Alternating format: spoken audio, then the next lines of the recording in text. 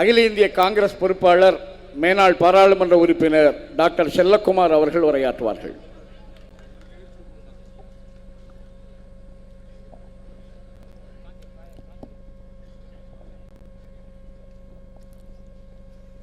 இந்த இனிய கூட்டத்தினுடைய தலைமை வகிக்கின்ற தமிழக காங்கிரஸ் பேரியக்கத்தினுடைய தலைவர் அவர்களே, நம்முடைய அகில இந்திய காங்கிரஸ் கமிட்டியுடைய பொறுப்பாளர் திரு கிரீஷ் சோடங்கர் அவர்களே, மேனாள் தமிழக காங்கிரஸ் பேரியக்கத்துடைய தலைவர் பெருமக்களே, நாடாளுமன்ற சட்டமன்ற உறுப்பினர் பெருமக்களே, அகில இந்திய காங்கிரஸ் கமிட்டியினுடைய செயலாளர்களே, மாவட்ட காங்கிரஸ் கமிட்டியினுடைய தலைவர் பெருமக்களே, தமிழக காங்கிரஸ் பேரியக்கத்துடைய நிர்வாக பெருமக்களே, வரவிருந்திருக்கிற தமிழக காங்கிரஸ் பேரியக்கத்துடைய உயிர் நாடியாக இருக்கிற ஆற்றல் மிகு செயல்படுறவர்களே, உங்கள் அத்தனை பேருக்கும் என்னுடைய அன்பு கலந்த வணக்கத்தை முதலில் உரித்தாக்கிக் கொள்ளுகிறேன். அரசியல் அமைப்பை காப்போம் என்று அகில இந்திய காங்கிரஸ் கமிட்டியினுடைய காரிய கமிட்டி எடுத்த முடிவின் அடிப்படையில் இந்தியா முழுவதும் இன்றைக்கு மாநிலங்கள் மாபெரும் பொதுக்கூட்டங்கள் ஊர்வலங்கள் நடத்தப்பட வேண்டும் என்றும் அதனைத் தொடர்ந்து மாவட்ட வழியாக அனைத்து கூட்டங்கள் நடத்தப்பட வேண்டும் என்று இன்றைக்கு தலைவர் மல்லிகார்ஜுன கார்கே அவர்கள் தலைமையில் கூடிய காரிய கமிட்டி எடுத்த முடிவின் அடிப்படையில் இன்றைக்கு இந்த கூட்டம் அரசியலமைப்பை காப்போம் என்று சென்னை மாநகரில் இன்றைக்கு நாம் இங்கே முழங்கிக் கொண்டிருக்கிறோம். ஏன் இந்த சூழ்நிலை இந்த மண்ணிலே உருவானது என்பதை நாம் எண்ணி பார்க்க கடமைப்பட்டிருக்கிறோம். கடந்த 11 ஆண்டுகளாக இன்றைக்கு மத்தியிலே நரேந்திர மோடி அவர்கள் பிரதமராக வந்த பிறகு டாக்டர் அம்பேத்கர் அவருடைய தலைமையில் உருவாக்கப்பட்ட அரசியலமைப்பு சட்டத்தை மாற்றி அமைக்கப்பட வேண்டும் என்று இந்திய திருநாட்டுடைய பல்வேறு பகுதிகளில் தேர்ந்தெடுக்கப்பட்ட பாரதிய ஜனதாவுடைய நாடாளுமன்ற உறுப்பினர்களே, அமைச்சர் பெருமக்களை மேடைகள் தோறும் சொல்லுகிற அந்த கூக்குரலை கடந்த காலங்களில் நாம் கேட்டுக்கொண்டிருந்தோம் என்பதை நாம் மறந்துவிட முடியாது. தேர்தல் காலத்திலே கூட 400 பாராளுமன்ற உறுப்பினர்களை தாருங்கள், இந்த அரசியலமைப்பு சட்டத்தை மாற்றி காட்டுகிறோம் என்று பாரதிய ஜனதா இயக்க மக்களிடம் வாக்கு கேட்டது. தலைவர் ராகுல் காந்தி அவர்கள் கன்னியாகுமரி முதல் காஷ்மீர் வரை வீதிதோறும் நடந்து பாத யாத்திரையாக கோடானு கூடி மக்களை சந்தித்த போதெல்லாம் சொன்னது ஒன்றுதான், இந்த நாட்டினுடைய அரசியலமைப்பு சட்டத்தை பாரதிய ஜனதா இயக்கம் அழித்துவிட வேண்டும் என்று எண்ணுகிறது, அதற்கு நீங்கள் ஆதரவு கொடுத்துவிடக் கூடாது என்று.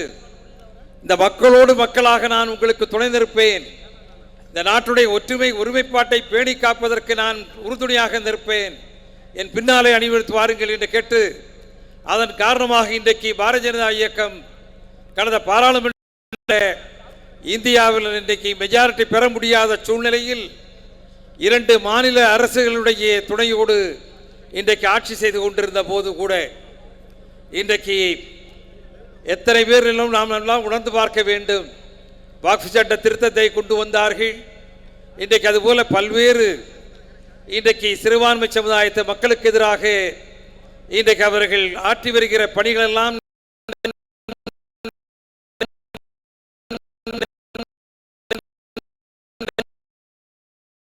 அவர்கள் ஜாதிவாரி கணக்கெடுப்பு நடத்தப்படும் என்று இன்றைக்கு அறிவித்திருக்கிறார்கள்.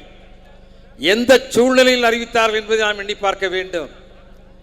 இங்கே அறிவித்த சகோதரர் பீட்டர் அல்போன்ஸ் அவர்கள் சொன்னது போல அண்மையிலே காஷ்மீரில் நடைபெற்ற பஹல்காம் அந்த கொடூர சம்பவம், அவ்வளவு 26 இந்திய திருநாட்டுடைய குடிமக்களை இன்றைக்கு கொடுமையான முறையில் அங்கே கொலை செய்த போது அங்கே இருக்கின்ற சிறுபான்மை சமுதாயத்து மக்கள் தன்னுடைய உயிரை பணைய வைத்து கூட, ஏன் சையது என்கின்ற தோழர் தன்னுடைய உயிரையே பணை கொடுத்து அன்றைக்கு அங்கே இருந்த இந்துக்களை காப்பாற்றுவதற்காக இந்தியர்களை காப்பாற்ற வேண்டும் என்ற உணர்வோடு அங்கே அந்த மக்கள் இன்றைக்கு அணிதிரண்டு வந்தார்களே, அந்த சம்பவம் நடந்து இத்தனை நாட்கள் காங்கிரஸ் கட்சி பெருந்தன்மையோடு அரசுக்கு துணை நிற்கிறோம் என்று நாங்கள் சொல்லுகிறோம்.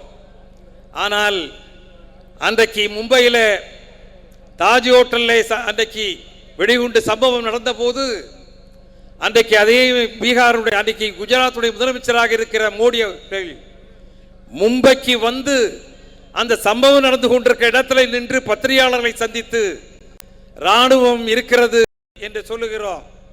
ஆனால்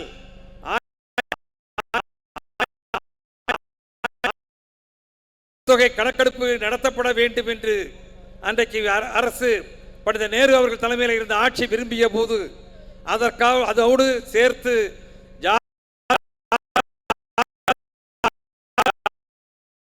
பொழுது அன்றைக்கு உள்துறை அமைச்சராக இருந்த சர்தார் அவர் தெளிவாக சொன்னார், ஜாதிவாரி கணக்கெடுப்பு நடத்துவதற்கு இது சரியான நேரம் இல்லை. இந்த நேரத்தில் இந்திய சுதந்திரம் பெற்று இங்கே பாகிஸ்தான் மத ரீதியாக பிரிந்து கொண்டிருக்கிற போது நாம் இன்றைக்கு இந்தியாவை கட்டமைக்கின்ற பணியில் இருக்கிறோம். எனவே இந்த சூழ்நிலையில் ஜாதிவாரி கணக்கெடுப்பு இப்பொழுது நடத்த முடியாது என்று சொல்லி அன்றைக்கு அந்த ஜாதிவாரி கணக்கெடுப்பு நடத்த முடியாமல் அதற்கு அவர் கடிதம் எழுதி பண்டித நேருவுக்கு கடிதம் எழுதிய காரணத்தினாலே தான் அன்றைக்கு அந்த ஜாதிவாரி கணக்கெடுப்பு நடத்தப்பட முடியாமல் இருந்தது. ஆனாலும் பெருந்தலைவர் கர்ம வீரர் காமராஜ் அவருடைய வேண்டுதலை ஏற்றுக்கொண்டு தமிழகத்துடைய இந்திரா காந்தி அம்மையாருடைய ஆதரவு மட்டும் இல்லை என்று சொன்னால் இன்றைக்கு இந்த அறிக்கையை நான் தாக்கல் செய்திருக்க முடியும். பிரதமராக இருக்கிற போதுதான் அன்றைக்கு 93 மண்டல் கமிஷன் முழுமையாக அமல்படுத்தப்பட்டது. அதை அமல்படுத்தியதும் காங்கிரஸ் கட்சி என்பதில் யாருக்கு மாற்று கருத்து இருக்க முடியாது. அதை போலதான் தலைவர் ராஜீவ் காந்தி அவர்கள் இருக்கிற போது ஐஐடி போன்ற உயர்கல்வி படிக்கிற அங்கே இடஒதுக்கீடை பெற்றுக் கொடுப்பதற்கும் அன்றைக்கும் காங்கிரஸ் கட்சி தான் அதற்கு துணையாக நின்று அதற்கு உத்தரவினை பிறப்பித்தது. ஆனால் இன்றைக்கு அறிக்கை தலைவர் ராகுல் காந்தி அவர்கள் காஷ்மீர் கன்னியாகுமரி முதல் காஷ்மீர் வரை பாத யாத்திரை சென்ற போதெல்லாம் முழுமையாக தேர்தல் பிரச்சாரம் மட்டுமல்ல மக்களை சந்தித்த போதெல்லாம் சொன்னது ஜாதிவாரி கணக்கெடுப்பு உடனடியாக நடத்தப்பட்டு ஒடுக்கப்பட்ட சமுதாயத்தை பிற்பட்ட சமுதாயத்தை மக்கள் அதிகாரத்தினுடைய விளிம்பிலை கூட எட்டி பார்க்க முடியாதவர்கள் அவர்களுக்கு அதிகாரத்தை தர என்று சொன்னபோது இந்த நாட்டு மக்களை பிரித்தாளுவதற்கு ராகுல் காந்தியும் காங்கிரஸ் கட்சியும் முயற்சி செய்கிறது என்று சொன்னவர்கள் பாரதிய ஜனதா இயக்கத்தை சார்ந்தவர்கள். அதைவிட வரலாற்று உண்மையை தெரிந்து கொள்ளுங்கள். மகாராஷ்டிரா உயர் நீதிமன்றத்தில் அன்றைக்கு இடஒதுக்கீட்டிற்கு எதிராக அறிக்கை தாக்கல் செய்த மத்திய அரசு அறிக்கை தாக்கல் செய்த போது அந்த அறிக்கைகளை மிக தெளிவாக சொல்லியிருக்கிறார்கள். பிற்பட்ட சமுதாயத்து மக்களுக்கான ஜாதிவாரி கணக்கெடுப்பு ஒருபோதும் எங்களது அரசு செயல்படுத்தாது என்று உயர் நீதிமன்றத்தில் அவர்கள் அபிடவிட்டை மனு தாக்கல் செய்தவர்கள் தான் இந்த பாரதிய ஜனதா இயக்கத்தை சார்ந்தவர்கள்.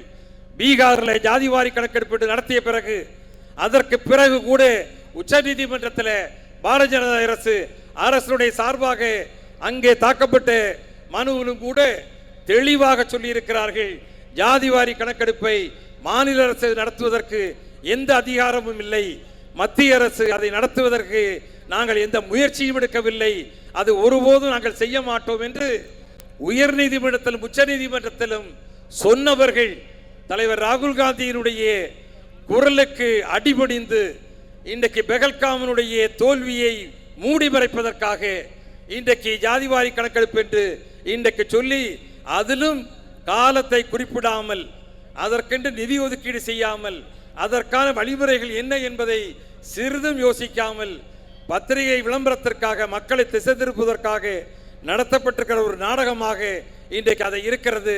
எனவே இந்த சூழ்நிலையில் காங்கிரஸ் கட்சி இந்தியாவில் தலைவர் ராகுல் காந்தியினுடைய அவருடைய செல்லுகிற இடமெல்லாம் அவர் சொல்லுகிற டாக்டர் அம்பேத்கர் அவர்களால் உருவாக்கப்பட்ட அரசியலமைப்பு சட்டத்தை பேணி காக்கிற இந்த பணியை காங்கிரஸ் கட்சியினுடைய ஒவ்வொரு தோழர்களும் அதை தலைநிமிர்ந்து எடுத்து செயல்படுத்த வேண்டும் என்று அன்போடு கேட்டு வாய்ப்பிற்கு நன்றி கூறி விடைபெறுகிறேன். நன்றி, வணக்கம்.